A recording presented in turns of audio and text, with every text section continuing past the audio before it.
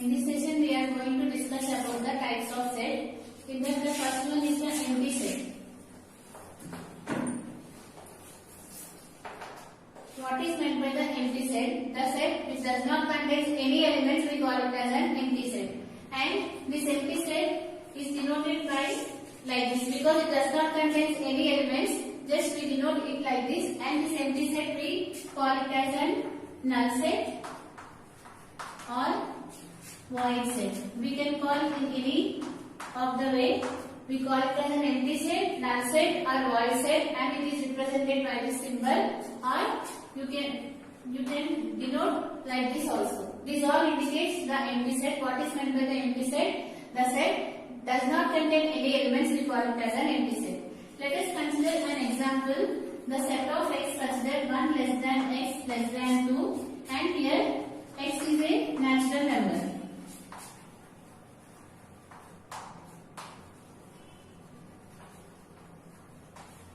Okay, here if you consider this set here, you can observe that you need to write this one in the roster form. If you want to write this set in the roster form, you have to write what are the elements that are present in this set. Here, what this set indicates that here you need to write what are the elements that lies between 1 and 2. Here, what we need to write, you have to write the elements that lies between 1 and 2, and you have to write the natural numbers. You know that the natural numbers will start from 1, 2, and 1 you will get after 2, but in between these two numbers there will be no number. So in this you can observe that no elements will be there in this set. So we have to represent this set as an empty set. So what we can say here, this set is an empty set. What is empty set? If the set does not contain any elements, that we call it as an empty set. Let us see one more example for this. Here consider the example, write the set of months that contains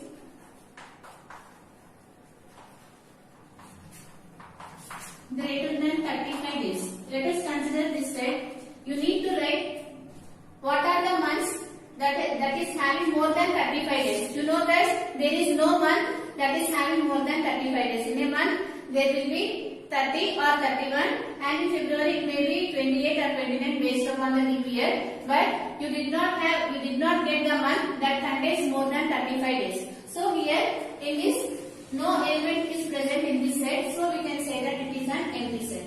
Now consider here the next type of set, which is the singleton set. So what is meant by the empty set? If the set does not contain any elements, we call it as an empty set, and this empty set we call it as a void set or the null set, and it is denoted by the symbol. You call it as a file, or this one is empty set. Now see the next type of set, which is a singleton set.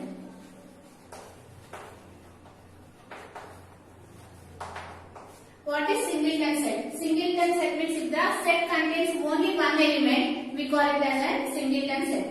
Let us consider one example, the set of even prime numbers.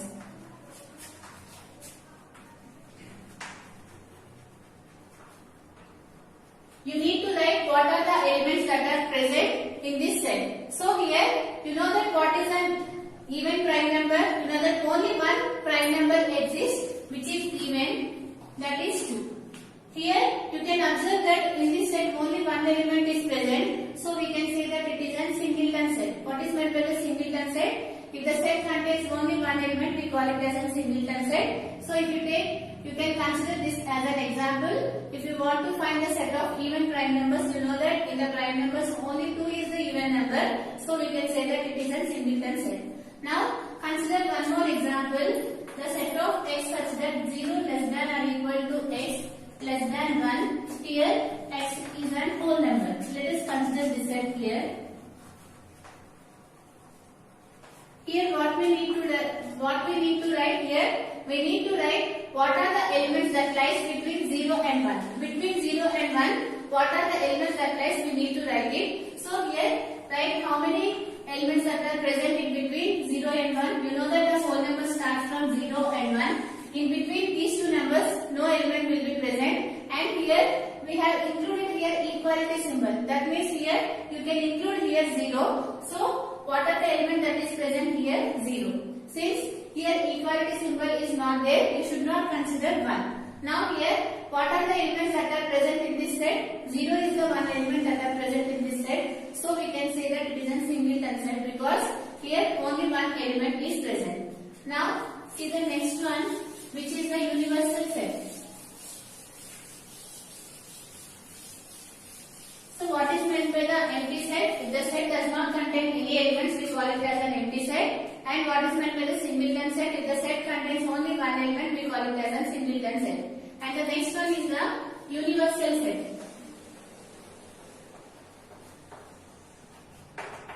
And this universal set is denoted by the letter mu. We call it as a mu. And we denote it like this. This one we call it as a mu. And what is meant by the universal set? The set, the name itself says, what is meant by the universal set? The set that contains everything, we call it as a universal set. So, what we can say here, the set that contains everything, we call it as a universal set. And this universal set are denoted by the letter mu.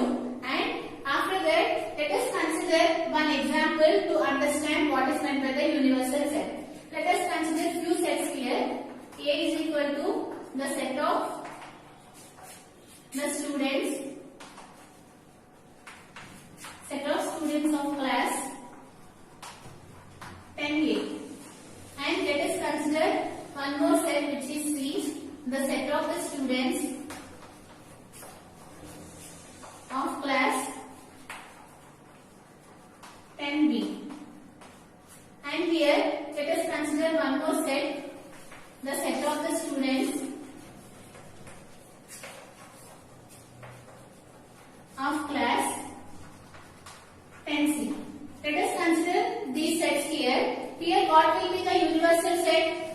The universal set you can represent as mu or you can denote it as mu. Here how do you write the universal set, which is nothing but the set of the students of class 10.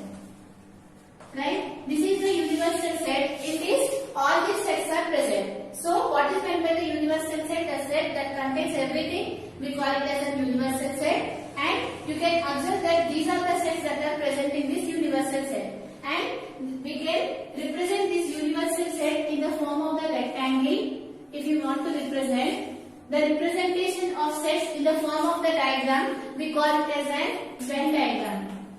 What we call those diagrams, we call it as a Venn diagrams. What is Venn diagrams? Representation of the sets in the form of the figures, we call it as a Venn diagrams. If you want to represent universal set, you have to represent that one in the form of the rectangle. And in this, at the end of the right side, write it as mu. It indicates that it is a universal set. In the universal set, what it belongs, all the students of class 10 is belonging to this set, and in this we got many sets here. This is the, let us consider these three sets here. Here you can take this set as the set of the students of class 10A, and here you can take the set of the students of class 10B, and you can take here the set of the students of class 10C. That means there are three sections in the class 10, which is 10A, 10B and 10C. All these together we call it as a universal set, because here all are 10th class students, but we have separated that one in the form of the sections 10A, 10B and 10C. This is nothing but the representation of the universal sets. So what is meant by the universal set? The set that contains everything, we call it as a universal set. Now see the subset and sets.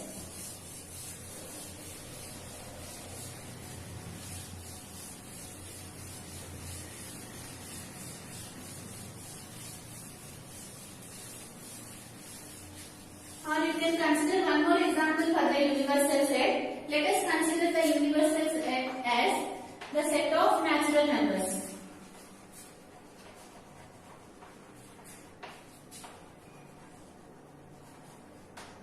In that you can consider the sets, which is the set of even numbers and the set of odd numbers.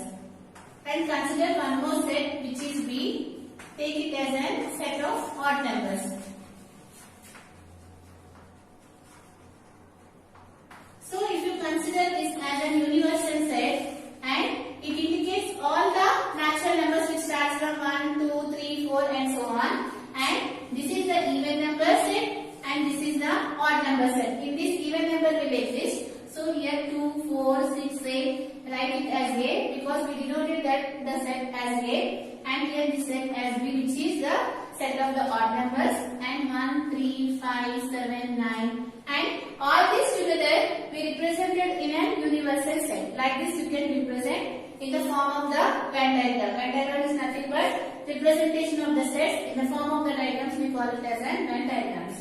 Now see the next one, which is subset. Now we are going to define about the subset and the proper subset. First define about the subset. What is meant by the subset? So before going to discuss this one, let us consider few examples here. Let us consider the set A as 1, 2, 3, 4, 5. And consider the set B which contains 2 and 3. Here you can observe that here 2 is present, here also 2 is present. Here 3 is there, here also 3 is there. So what we can say here, B is a part of A, right? Here this part is existing in this set. So what we can say here, B is a part of A. In the mathematical word, we call this part as a subset. So here, what we can say here, B is a subset of A. Because here, from this what we can conclude here, every element of B is also present in A. So we can say that B is a subset of A. What is meant by the subset here? If you consider two sets A and B, here you can observe that here B is a part of A because all the elements in B are also present in the set A. So we can say that B is a part of A, and in the mathematical words we call it as in B is a subset of A. Now here this one we denote by the symbol this one. This indicates this is the symbol for the subset, and we call it as an B is subset of A. Now here consider this thing what we got it here, B is subset of A. That means every element of A must also be present in the set A. Here write it what is meant by the subset here. Every element of B must be present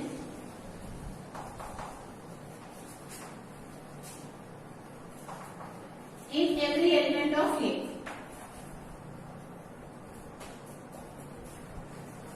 That means here what we can observe here, let us consider here 2. You know that 2 belongs to B, right? Because 2 is an element of B. From this what we can conclude here, 2 is also belongs to A because this 2 element is also present in A. So we can say that here if this 2 is present in both B and A, we can say that B is a subset of A. That means every element of B must be present in every element of A. This one we call it as a subset. Now, how do you represent in the form of the Venn diagram? This one. Here, first you need to draw the universal set and mark it as mu, and after that you need to represent the set A. Right here, these sets are represented in the form of the circles, and what are the elements presented here? 1, 2, 3, 4, 5.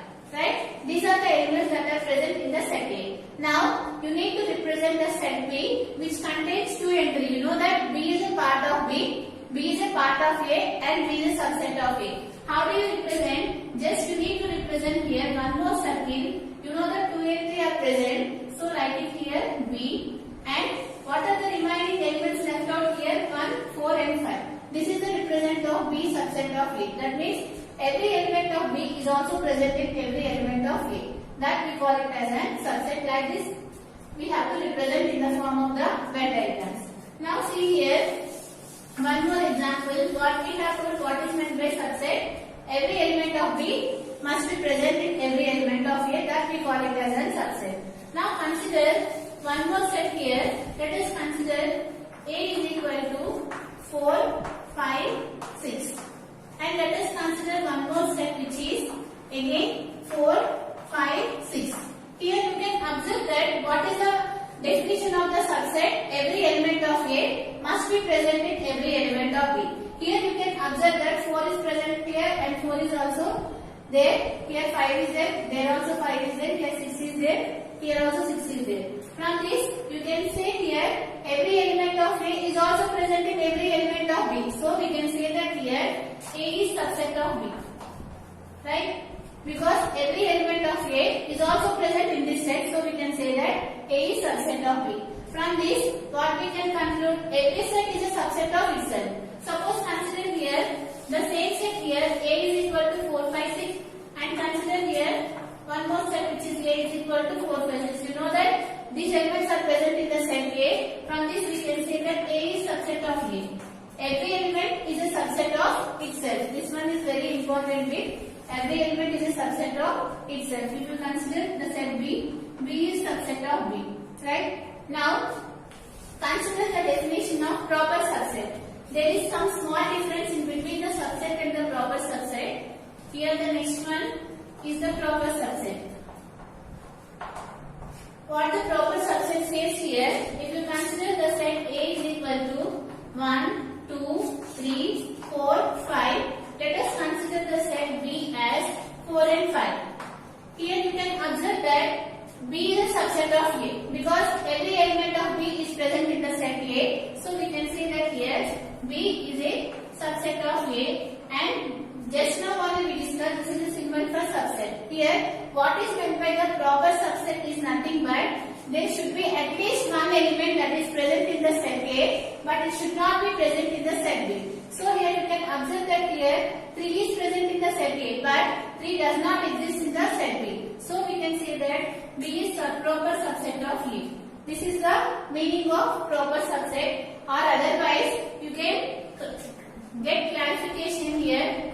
B is subset of A. This means that B is subset of A and B is equal to A. These two conditions are satisfying here, right? B is proper subset of A and B is equal to A. If these two conditions are satisfied, you can say that B is subset of A. And what is meant by B is proper subset of A? That means here B does not equal to A. Here you can observe that this B does not equal to A because the elements that are present in the set A is not equal to the elements that are present in the set B. From this we can conclude here B is not equal to A. So what is meant by the proper subset?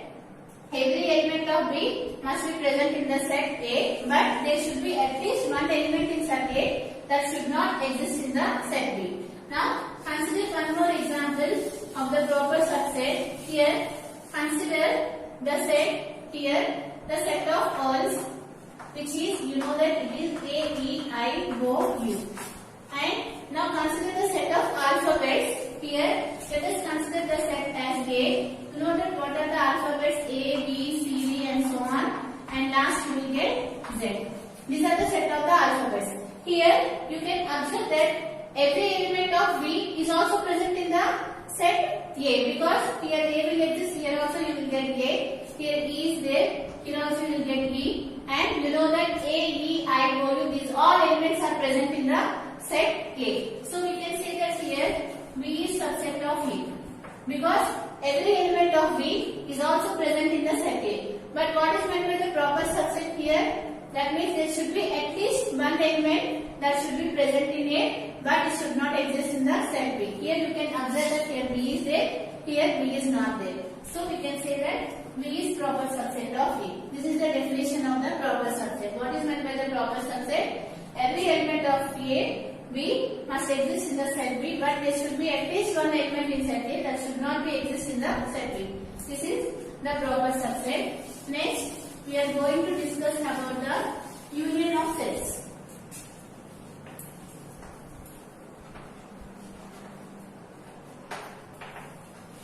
And after that, we are going to discuss about the intersection of the sets. What is meant by the union of sets? Union of sets means you need to write all the elements that are present in the sets. Let us consider here the set A is equal to 1, 2, 3, 4, 5. And let us consider one more set which is B is equal to 4, 5, 6, 7. Now you need to write A union B. That means union of set means you need to write A union B, and this union is denoted by the symbol this one. This U indicates that this union, and that means A union B means you need to write all the elements that are present in the set B. That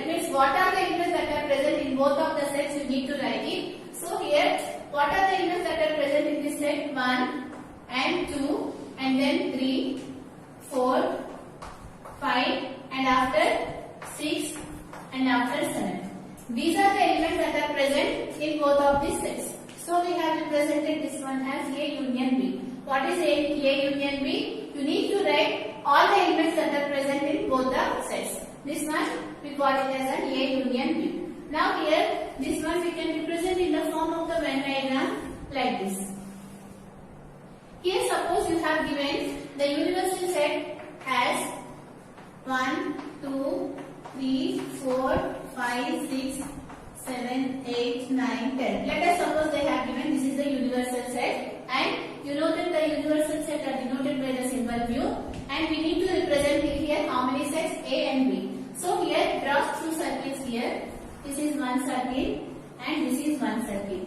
Why we have joined these two circles we will come to know in a few seconds here. Let us represent this one as A and this set as B.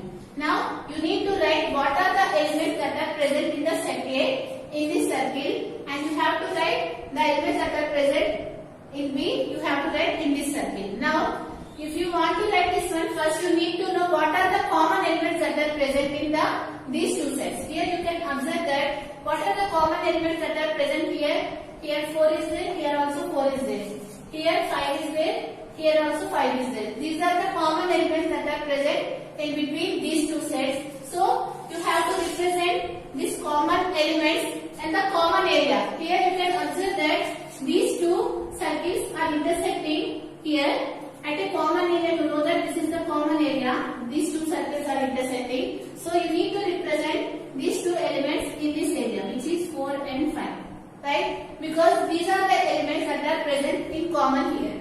Now you can write the remaining elements what are left in the set A. What are the left here? 1, 2, 3. So write it here 1, 2, 3. Now in the set B we have written already 4 and 5. What we need to represent here? 6 and 7. 6 and 7. This is the union. So here write it here A union B. If you want to shade it, what is the shaded part here? This is the total part. Right? What is A union B? A union B is nothing but you need to write